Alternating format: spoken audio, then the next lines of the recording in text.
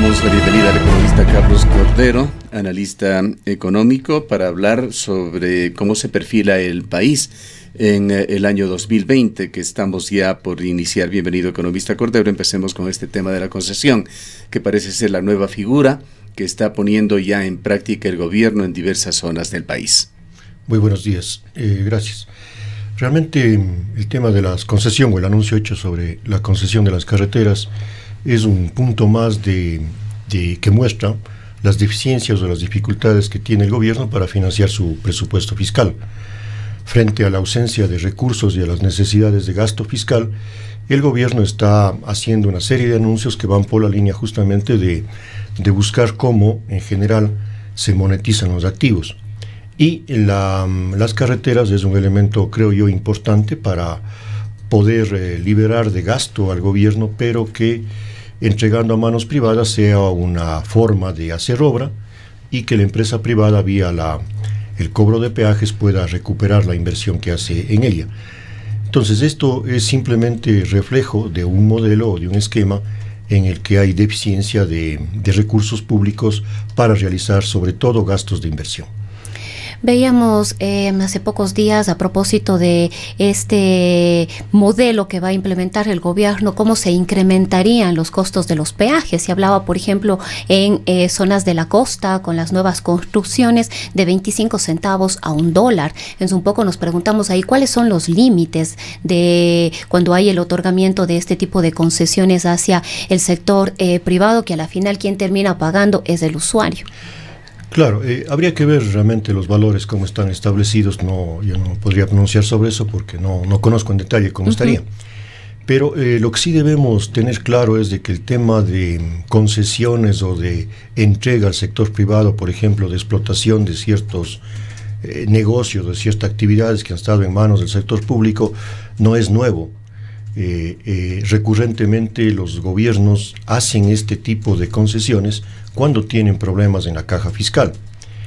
Curiosamente, revisaba el otro día un anuncio que hizo el presidente Correa a raíz del terremoto de Manabí, justamente en el mes de abril del año 2016, y si uno lee la noticia que se publica en esa fecha a raíz de una sabatina, si uno lee la noticia haciendo abstracción, digamos así, de los nombres, de las fechas, del contexto, prácticamente es el mismo anuncio que hace el presidente Moreno. Es decir, el presidente Correa en abril del 2016 anuncia la venta de Sopladora, anuncia la venta o la concesión de CNT, anuncia la venta del Banco del Pacífico y en ese momento también anuncia, por ejemplo, la venta de los canales incautados. O sea, son manejos económicos que un poco los gobiernos tienden a anunciar. Primero habrá que ver cuánto de eso se concreta cuando tienen deficiencias fiscales. Un estribillo que se repite ya 3 años.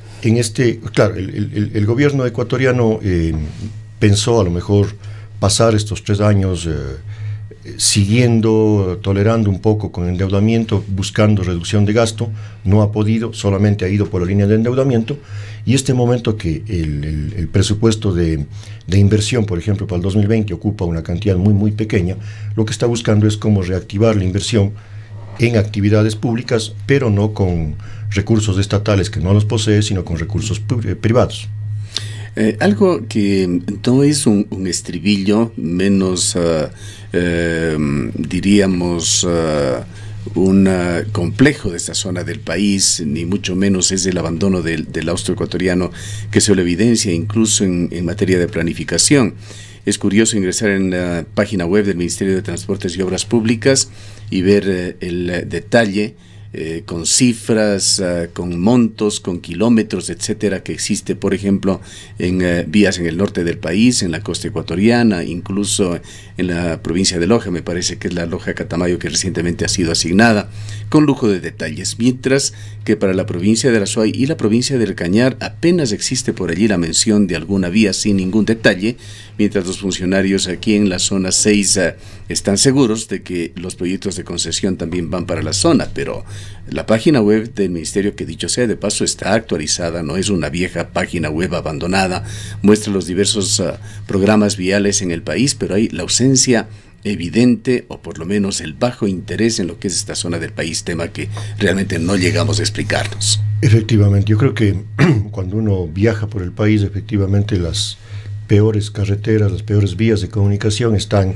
en torno a la provincia de La Suay. O sea, es de envidia ver, por ejemplo, cómo fluye la carretera panamericana prácticamente desde Ambato, un poco en el tramo Riobamba-Ambato, no tanto, pero desde Ambato hasta Quito e incluso hacia el norte está con vías de 3 carriles en cada sentido. Y acá, en cambio, nosotros cada vez vemos cómo las vías se van deteriorando. Después de tener buenas vías, por ejemplo, la Girón Pasaje está en deterioro. La que va a Guayaquil por el Caja, si bien no está deteriorada, pero no es una vía óptima para la movilización. Entonces, ese abandono, asimismo tradicional, que existe en las zonas australes, Azuay, Cañar, como que se sigue manifestando. Y ahí creo yo que, más allá de los gobiernos, vemos que esto se repite permanentemente, y a lo mejor lo que falta es una decisión fuerte o una postura fuerte de las provincias como provincias para exigir las obras que realmente merecemos. Pero aparentemente también se falla mucho aquí en la planificación. Planificación que en buena parte está en manos del propio gobierno, o la contratación directa a consultores, pero aquí los planes no se hacen. Entonces no hay ni siquiera una base, no estamos en los planes quinquenales o de más largo plazo que va sacando el ministerio, siempre tratados marginalmente, y con este problema, diríamos que estratégico, pues no existe siquiera la planificación en esta zona. Claro, el CREA, que era el organismo de planificación regional en su momento, fue desaparecido, asumió las funciones plenas de planificación a nivel nacional. Existía aquí la oficina regional, el CEMPLADES, pero indudablemente esas planificaciones se vuelven centralizadas. Cuando un organismo nacional de planificación planifica para todo el país, entonces es una planificación centralizada, y obviamente se ha descuidado. Entonces, yo sí creo que buena parte de los problemas que este rato el Azuay enfrenta en cuanto a desarrollo se debe a que no existe un organismo estatal o gubernamental de planificación de la región. Una focalización aquí. Claro, y que conozca realmente las necesidades del territorio. Este corredor ha sido mencionado por Iván Granda en una reciente visita que hizo a la ciudad de Cuenca, replicado por José Jaramillo como director zonal, pero reiteramos, no está en la página web del ministerio. Se habló de 42 millones de dólares, fue el anuncio. 450 millones. 420 iba a decir, 450. Preguntado sobre esto, José Jaramillo, él ha señalado que existe la previsión de un crédito de 150 millones de dólares, nos parece que dijo que provendría del BID, y que los otros 300 millones se aspiran a que ponga el sector privado. Señaló que hay interesados, pero siempre nos quedan dudas en cuanto a la solidez de estos anuncios. Claro, porque puede haber el anuncio, pero si no está contenido en la planificación, no consta en la planificación, efectivamente queda la duda de que se vaya a ejecutar. Y el tema de la concesión, recuerden ustedes cuando el ingeniero Marcelo Cabrera asumió la alcaldía, uno de los grandes proyectos que él planteó era justamente hacer una nueva circunvalación, que hubiera sido una buena solución vial para Cuenca, que también necesariamente iba a ser hecho vía concesión, pero que tampoco tuvo acogida de parte del gobierno como para llevar adelante. Proyecto que, dicho de paso, está totalmente abandonado. Claro, ya no tuvo el apoyo del gobierno y se quedó simplemente en las buenas intenciones o en el anteproyecto, creo que es lo que existía prácticamente. Ahora, de cualquier manera, vale la pena analizar otros aspectos adicionales en cuanto a la economía nacional. Hubo un anuncio que se lo dio en una cadena que organizó AER en la provincia del Guayas, en la cual participó el presidente de la República, me parece que fue el día 23 de diciembre, en la cual el presidente señaló que el tema de la focalización a los combustibles será asumido nuevamente en febrero, marzo o quizás abril, señaló, pero que es un tema que se lo considerará realizando un análisis profundo, y sugería también realizando acuerdos previos. Aparentemente, de lo que se conoce y deduciendo también de este acuerdo nuevo, revisado, que se hizo con el Fondo Monetario Internacional, la aspiración del gobierno en cuanto a la focalización de los combustibles se habría bajado a aproximadamente un tercio de lo que se propuso inicialmente y de lo que generó tantos problemas en el país, incluyendo la paralización de octubre. Sí, efectivamente, tanto si uno hace la lectura del presupuesto del 2020, en donde se se encuentra que existe una reducción en la cifra destinada a subsidios, sobre todo a subsidio de combustibles, como los objetivos planteados en esta reforma, digamos así, del programa económico con el Fondo Monetario Internacional, efectivamente se observa que existe la intención del gobierno, incluso, insisto, considerado dentro del volumen de gastos de subsidio, existe la intención del gobierno de hacer algo con el subsidio de los combustibles. Obviamente la cifra no va a ser ni de lejos igual a la que se pretendía con el famoso decreto 883, cuando se pensaba un ahorro de 1.500 millones, pero hay cifras importantes de ahorro en el tema de subsidios. De lo que se conoce, el tema del subsidio va a ir por efectivamente una focalización del subsidio. Hemos hablado siempre de que realmente después de que un subsidio haya durado más de 40 años, reducir el subsidio, focalizar el subsidio se vuelve bastante difícil. Ojalá ahora con la tecnología existente, con las posibilidades de control centralizado que existe de los consumos, se pueda focalizar el subsidio, que de paso es necesario porque realmente el subsidio hay que darlo a quien lo merece y no necesariamente todos quienes recibimos subsidios somos merecedores de tal subsidio. Y en ese sentido, lo que parece que va a la línea es por el lado de eliminar subsidio básicamente a aquellos usuarios particulares de combustible, tanto de gasolina como de diésel, manteniendo el subsidio a aquellos usuarios que dan transportación pública, bien sea de carga o de pasajeros, para que no haya incidencias sobre temas inflacionarios o haya una cadena de subida de precios. Pero tanto en la proforma presupuestaria del 2020, insisto, como en el acuerdo nuevo con el Fondo Monetario, hay la decisión del gobierno de focalizar subsidios para los combustibles, gasolinas y algo de diésel posiblemente. Pero algo quizá bastante moderado, tratando de no revolver nuevamente la situación en el ámbito social. ¿Sería, cree usted, economista, la eliminación total del subsidio? ¿Se eliminaría solamente un porcentaje del subsidio? ¿Hacia dónde cree usted que apunta? ¿Cómo se daría esta focalización? O sea, la focalización más que... ¿Es hacia dónde? ¿A quién? ¿A quién? Pero eso digo, igual sería ya llegar a una eliminación total del subsidio. A lo mejor es una eliminación total del subsidio, porque recuerden ustedes, por ejemplo, con la eliminación del subsidio total a la gasolina super, el precio casi se duplica, pero bueno, tuvo un porcentaje bastante alto.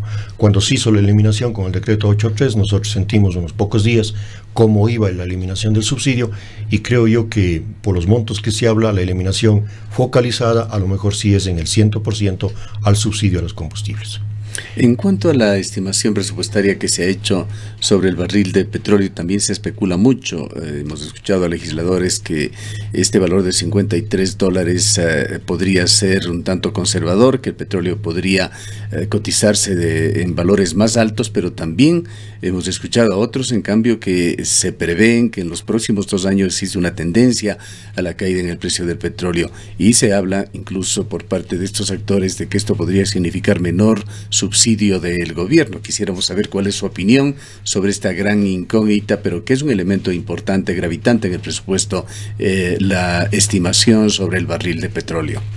Bueno, yo creo que las dos opiniones que están en este momento circulando, que o el precio está muy alto en la presupuestación, está muy bajo en la presupuestación, demuestran, posiblemente le dan la razón al gobierno de que es un presupuesto, de que es un pronóstico o una consideración de un precio del petróleo bastante cautelosa o prudente, en el sentido de que a lo mejor la tendencia histórica conservadora podría decirse. Claro, y más bien cubre las posibilidades de subidas o de bajadas.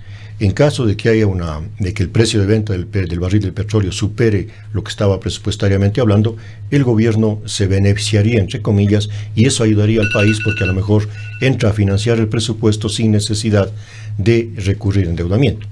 Si ocurre lo contrario, en cambio, va a tener que recurrir a endeudamiento. Yo creo que es un precio adecuado, que no se sale de la tendencia histórica y de la tendencia mundial. Lo otro es simplemente, no digamos especulaciones, pero sí estimaciones de que puede subir o puede bajar. La relación entre el precio del combustible y el subsidio obviamente es directa. Si es que hay una subida de precio, subirá el subsidio, y al revés.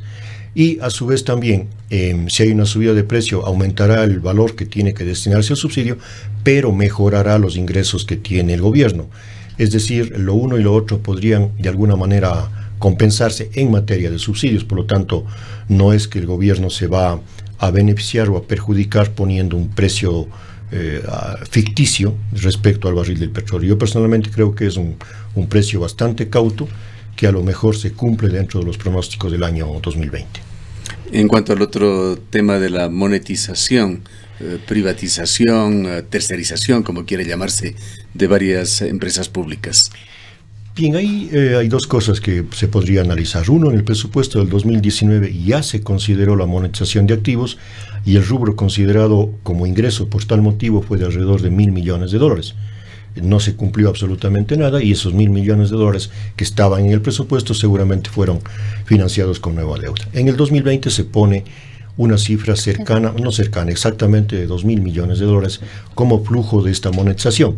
La monetización, insisto, puede ser o por venta o por concesión. En el caso, por ejemplo, que se habla mucho de Sopladora, que es la empresa generadora de energía, esa empresa no podría ser vendida porque está dentro de los sectores estratégicos, podría ser vendida quizás hasta un 49% del monto, y más bien lo que se puede hablar ahí es a lo mejor de una concesión, es decir, entregar la administración, la producción de la empresa a una empresa privada y que le pague al gobierno una cierta tarifa por el uso. Pero tampoco hay optimismo de que esa cifra se cumple.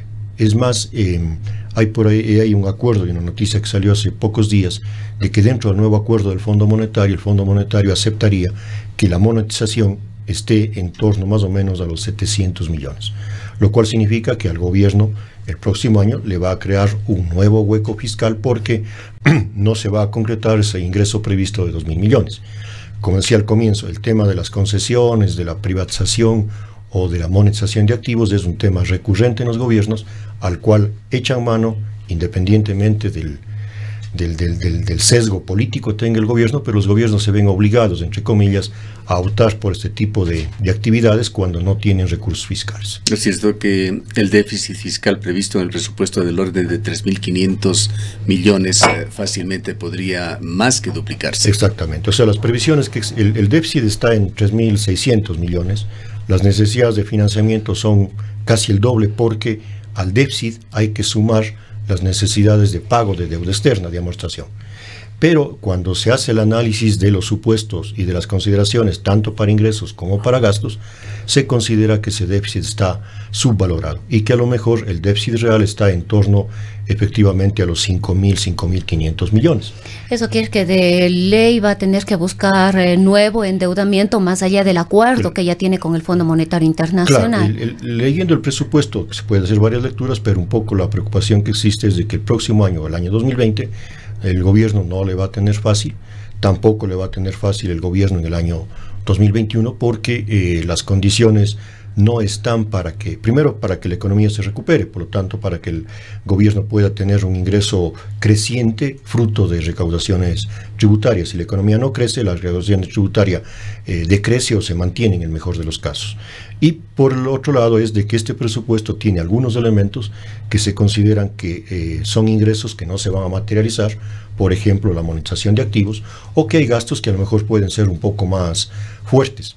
E incluso se cuestiona a quienes conocen a fondo el tema petrolero de que los ingresos petroleros posiblemente también estén sobreestimados porque para lograr a esos ingresos con ese precio del barril del petróleo tendría que haber una producción adicional que no está prevista necesariamente en el país. Y aquí es donde entra la otra gran apuesta del gobierno a la minería, que se ufanaba justamente en los días de Navidad de que aparece Ecuador como uno de los países más atractivos para inversionistas en materia minera. ¿Cuáles son las cifras que el gobierno aspira en minería? Las cifras, a ver, lo que está planteado en términos reales, en concretos, es las regalías y el impuesto a la renta que van a generar las explotaciones del 2020, que no son muchas, porque prácticamente es lo que estaría entrando en Ecocorrientes y no se está considerando las nuevas explotaciones por todos los conflictos que existen. O sea, si bien le apuesta a la minería, el gobierno ya se motiva que existe inversión minera, no es tanto para solucionar lo que está ocurriendo en este momento, sino más bien como una alternativa para el futuro. O sea, en realidad el presupuesto del 2020 está hecho sobre la realidad actual, no sobre inversiones nuevas, e incluso el presupuesto del 2020 está hechos sobre ingresos considerados en la última ley de emergencia económica que aprobaron, que básicamente no tienen que ver con las reformas al impuesto a la renta, porque eso aplicarían en el 2021, sino sobre esas contribuciones adicionales, especiales, temporales que harán las empresas en función de las ventas. O sea, la minería para el presupuesto del 2020 pesa muy poco, no es la salvación, digamos así, para los 2 próximos años de la inversión minera. ¿Qué perspectivas tiene, por tanto, el gobierno para el 2020? Yo creo que las perspectivas que están planteadas como supuestos en el presupuesto del 2020 no son alentadoras. Es un crecimiento que prácticamente no llega al 1% como previsión, lo cual significa que el Ecuador en la práctica no va a crecer. Si no crece, no habrá crecimiento de fuentes de empleo. El desempleo obviamente se va a agudizar porque cada año aumenta la población económicamente activa. Y el gobierno, creo yo, en mi forma de ver, lo que está pensando es pasar el año y medio que le queda. No nos olvidemos que este es el último electoral. Presupuesto que elaboró el gobierno en el año 2021. Rige el mismo hasta mediados del año, porque el gobierno que entra en mayo tendrá que elaborar el nuevo presupuesto. Por lo tanto, el gobierno en materia presupuestaria deja ya cumplida su tarea. Y esa tarea cumplida, cuando sea necesario, si es que hay necesidades de financiamiento, hará lo mismo que hizo este año, buscará cómo endeudarse para pasar su periodo. Entonces, eso sí es preocupante, y es preocupante no tanto por la gestión del gobierno, sino es preocupante porque políticamente el gobierno no ha podido, no va a poder, ojalá el próximo gobierno pueda hacerlo, emprender todas las reformas, todos los cambios que son necesarios para ir estabilizando el país. Lo que va a ocurrir es simplemente que la crisis del país se va alargando en el tiempo y posiblemente ocurre lo mismo que Argentina. O sea, el gobierno que quiso manejar de una manera no pudo solucionar la crisis. Cuando quiso solucionar la crisis le vino el conflicto político y este rato Argentina, igual que nosotros posiblemente, no tiene la crisis solucionada. Y en un tema relacionado con lo social y lo político que tendrá, no creemos que una definición, pero sí habrá una reunión al respecto el día de mañana sobre el salario básico unificado. ¿Qué cree que es lo que va a suceder y qué es lo que debería suceder? Bueno, si atendemos a cuáles son un poco los criterios para el incremento del salario básico unificado, que es el referente para la fijación de salarios, y la subida creo yo que no va a ser muy alta, porque el referente primero para la fijación de salarios es la tasa inflacionaria. La tasa inflacionaria, como todos sabemos, está en torno al 1%, por lo tanto, un crecimiento del salario según la tasa inflacionaria sería de $4 como máximo, $3-4 como máximo, que sería de acuerdo con la tasa inflacionaria. El otro elemento que sabe utilizarse para fijar el salario básico es el incremento de la productividad, cosa que no ha ocurrido en el país. Por lo tanto, creo yo que frente a posiciones muy extremas, oí que algunos trabajadores hablaban de que pedían un incremento del 25% del salario, lo cual es prácticamente imposible. Cerca de $100. Casi cerca de $100. El dirigente de Al-Azuay decía que el incremento debe ser del 25%. El gobierno terminará haciendo una subida, no creo que más allá de $5 en el salario básico unificado. Revisando información de Latinoamérica, solamente 2 países, Uruguay y Chile, tendrían un salario básico, Uruguay de $400 y Chile de $401, digamos que superan esta barrera de los $400. Luego está Ecuador con otro grupo de países que están muy cercanos a los $400. Claro, o sea, el Ecuador sigue teniendo un salario de los salarios básicos más altos, pero obviamente si comparamos con canasta básica, también tiene una de las canastas básicas más altas de la región. Referentes importantes son los vecinos, tanto en el norte como en el sur. Colombia tiene $251, Perú $280. ¿Qué efectos trae esto sobre la economía ecuatoriana? Ese es el problema, en cambio, que apunta a la deficiencia o el déficit en competitividad que tenemos nosotros. El Ecuador es un país bastante caro no solo para los ciudadanos que vivimos acá, sino es bastante caro para las exportaciones.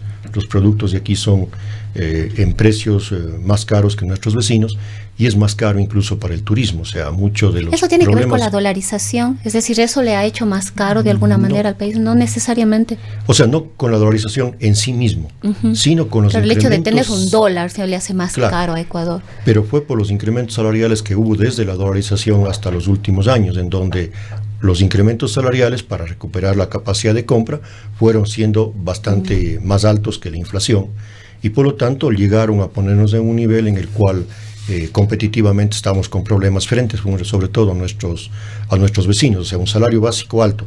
Y si a ese salario básico, si solamente comparamos el salario básico, estamos en desventajas. Pero si a ese salario le sumamos otros costos laborales que el Ecuador tiene y que no tienen los vecinos, la diferencia en costo salarial en las industrias, por ejemplo, es mucho más alta y el Ecuador es mucho más costoso en costos laborales que los vecinos. Bueno, trasladando esta situación de la economía del gobierno a cómo vamos a sentir los ciudadanos ecuatorianos, ¿qué podríamos esperar para el 2020? Yo creo que en cuanto se refiere a, el tema es que los ecuatorianos lo que tenemos que hacer básicamente es ir cambiando ciertos hábitos de consumo o de consumo por encima de los ingresos, es decir, los ecuatorianos creo que tenemos que pensar muy claramente 2 o 3 veces antes de utilizar la misma tarjeta de crédito, por ejemplo, porque los niveles de endeudamiento, los niveles de morosidad en los últimos años han ido creciendo, lo cual demuestra que un poco hemos seguido con el mismo ritmo de gasto, pero sin que los ingresos hayan subido o que mantengan ese ritmo de gasto. Así como el gobierno no debería idealmente endeudarse más, los ecuatorianos. Pero yo creo que al menos las personas que tenemos ingreso, los que tienen ingreso, deberían buscar cómo ajustar sus gastos a sus ingresos sin necesidades de endeudamiento. Y el problema sí le veo yo complicado para aquellas personas o que pierden el empleo o que no tienen empleo este rato porque por las posibilidades, al menos lo que se avisora en el futuro de generación de nuevas fuentes no está muy claro. Entonces, por lo menos en algunas áreas, y recogiendo la pregunta de Rosana, en algunas áreas en Ecuador no hay una sobrevaloración de servicios o de productos. Vemos en algo que quizá no es muy significativo para la economía ecuatoriana, si tiene que ver con lo popular, el deporte.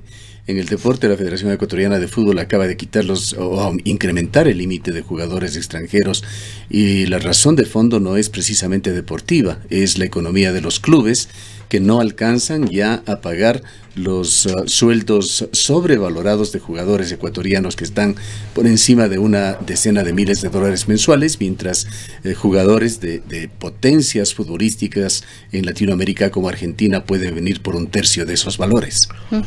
Podría ser con las salvedades del caso un ejemplo de lo que es exportación e importación. O sea, consumir producto nacional este rato, por ejemplo, si hubiera una apertura total a importaciones, es mucho más caro que consumir producto importado. Si es que no hubieran restricciones, si no hubieran aranceles, etcétera, al producto importado, el precio en general de los productos nacionales es más caro que el precio de los productos importados.